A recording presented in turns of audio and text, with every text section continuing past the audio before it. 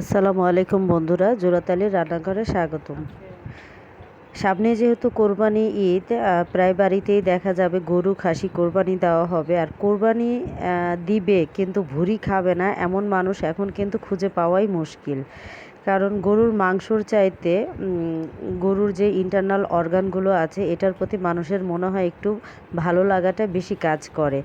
যেমন কলিজা, ফ্যাপসা, তিল্লি, ভুঁড়ি এগুলি কিন্তু খুব খেতে পছন্দ করে মানুষ।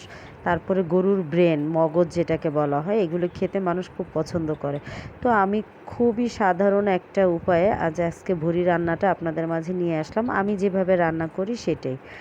এখানে আমি ভুঁড়িগুলি সুন্দর করে কেটে ধুয়ে পরিষ্কার করে পানি ঝরা দিয়ে নিয়েছি এবং ছোট ছোট কিউব আকৃতিতে ভুঁড়িটা আমি কেটেছি।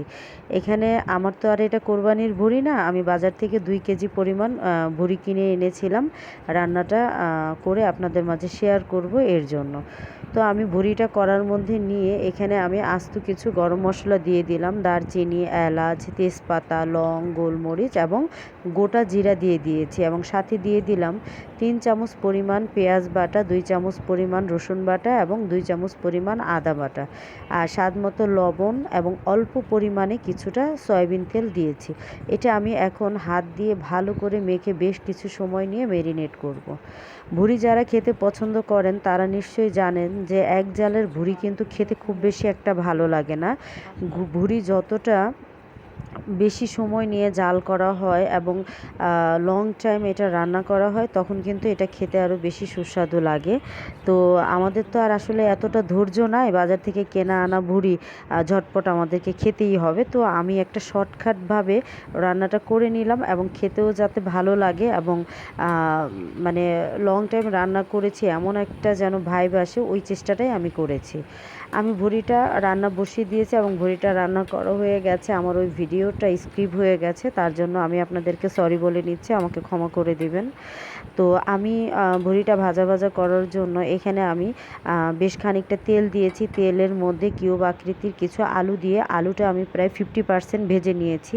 যখন এটা আমার 50% ভাজা হয়ে গেছে, গোটা কিছু শুকনো মরিচ দিয়ে দিলাম। এখন আমি গোটা কিছু রসুনের কোয়া দিয়ে দিব এবং কিউব আকৃতির কিছু পেঁয়াজ দিয়ে দিব। পেঁয়াজটা আস্তে আস্তে গোটা গোটা দিব। এটা আমি তেলের মধ্যে ভাজা ভাজা করব এবং এটার মধ্যে আমি ভুঁড়িটা দিয়ে সুন্দর করে ভাজা ভাজা করে নেব। একটা সময় আমি ছোটোবেলায় দেখেছি যখন আমার দাদা বাড়িতে কোরবানি দিতেন, মানে অনেক আগের কথা বলতেছি, তখন আমাদের বাড়িতে কেউ ভুঁড়ি খেতেন না, এটাকে অপছন্দ করতেন। সবাই বলতো যে এটার মধ্যে ময়লা, এটা খাওয়া যায় না। তখন এই ভুঁড়িটা কী করবে, যেখানে সেখানে ফেলে দিলে দুর্গন্ধ ছড়াবে, এর জন্য বাড়ির আউটসাইডে নিয়ে গিয়ে মাটি গর্ত করে মাটির নিচে এটা গেড়ে রাখা হতো যাতে এটার দুর্গন্ধ যেন না ছড়ায়। কিন্তু এখন এসে দেখতেছি যে গরুর কোনো কিছুই ফেলা যায় না, সব কিছুই খাওয়া যায় এবং যারা গরুর গোশ খেতে পছন্দ করেন তারা তো গরুর কোনো কিছু ফেলতে একেবারেই রাজি না। সব ধরনের কিছুই বিভিন্নভাবে রান্না করা হয়। তো আমি যেভাবে রান্নাটা করেছি এইভাবে একবার রান্না করে দেখবেন। খুব শর্ট টাইমে যদি কেউ ভুঁড়ি ভাজা ভাজা করে খেতে চান, এভাবে রান্না করে খেয়ে দেখতে পারেন, আশা করি ভালো লাগবে আপনাদের।